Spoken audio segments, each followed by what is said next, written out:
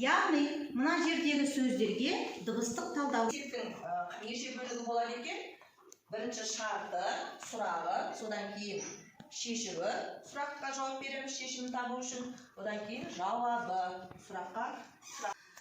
Жүсіпбек Аймауытов 1889 жылы Павлодар облысында дүниеге келген екен.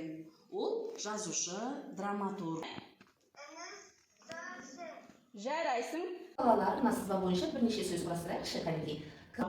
Бірінші фигура бізде қандай фигура? Тік төртбұрыш. Балалар, микрофондарымызды қосып жауап береміз.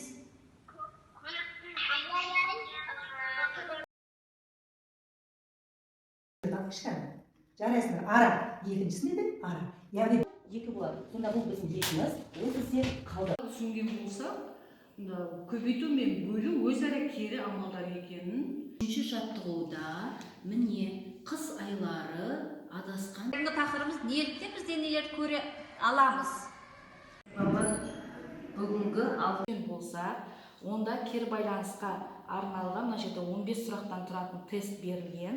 Ал балалар, онда бүгінгі тақырып түсінікті болған болса, кері байланыс жасап, маған жіберді. Сұрақ қойғым келіп тұр. Табиғат неше бөлікке бөлінеді?